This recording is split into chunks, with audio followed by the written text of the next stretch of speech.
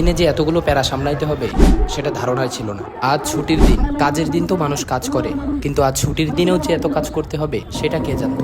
আসসালামু আলাইকুম রহমতুল্লাহ।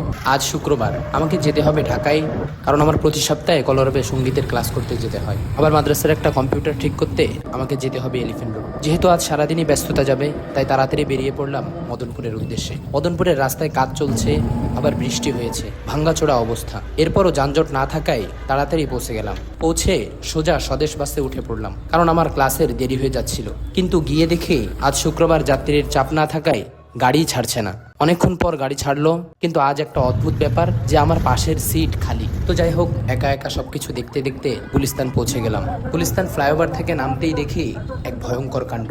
পুলিশ, রাস্তায় পুলিশ তো থাকে, কিন্তু এইভাবে মানুষ আন্দোলন করছে এবং লাল গেঞ্জি পরা অনেক মানুষ এক জায়গায় একত্রিত হয়ে আছে। আমি ভাবলাম আজ ছুটির দিন, কিন্তু এখানে আবার কেমন আন্দোলন হচ্ছে, এসে আবার ভুল করলাম না তো। তারপরও সাহস করে নামলাম, কারণ আজ ক্লাস হবে। পল্টনে নেমে যেতে হবে আমার আল রাজি কমপ্লেক্সের দিকে। যেতে গিয়ে দেখি আরেকটা বড় সমাবেশ, শ্রমিকদের আন্দোলন চলছে।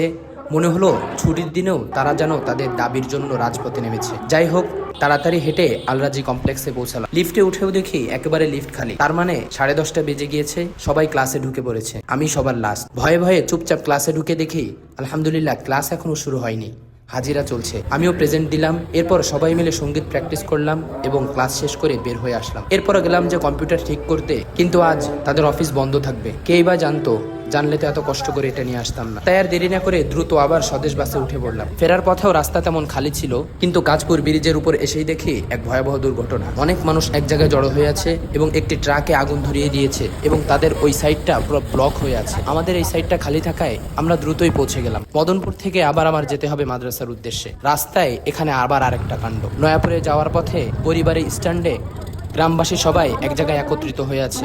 পুরুষ মহিলা সবাই আন্দোলনে নেমেছে। সবার হাতে লিফলেট এবং মাইক। এদিকে আমাদের তালিমুল কোরআনের কিছু বাচ্চা, মুস্তাকিম, সিয়াম, সামির, এরাও নাকি এক জায়গায় হয়ে আছে। দেখে ভালোই লাগলো যে তারাও গ্রামে সবার সাথে নেমেছে। তো আজ কাজের উদ্দেশ্যে যে অনেক ঘটনা এবং দুর্ঘটনার সম্মুখীন হয়েছি। এরপর নয়াপুরে নেমে দেখি রাস্তার কাজ চলছে, এদিকে আবার ফুটপাত হতে না হতেই জনগণের দখল করা হয়ে গিয়েছে। এটাই হলো আমাদের দেশের অবস্থা। এসব দেখতে দেখতে মাদ্রাসায় ক্লান্তি শরীর নিয়ে ফিরে আসলাম। মাদ্রাসায় এসে দেখি আমাদের মাদ্রাসার গেটের সামনে কয়েকটা বেঞ্চ এক জায়গায় একত্রিত করা আছে। আমি ভাবলাম এগুলো তো আমাদের না, তাহলে কাদের? সারাদিন ঘুরে এত কিছু দেখে শুনে শেষমেশ মনে হলো কাজের কাজ কিছুই হলো না, শুধু ক্লাসটা করতে পেরেছি। তবে দিনটা ছিল অভিজ্ঞতায় ভরা। আপনাদের যদি আমার ভিডিও ভালো লাগে থাকে তাহলে অবশ্যই পাশে থাকবেন, সাপোর্ট করবেন। আসসালামু আলাইকুম রহমতুল্লাহ।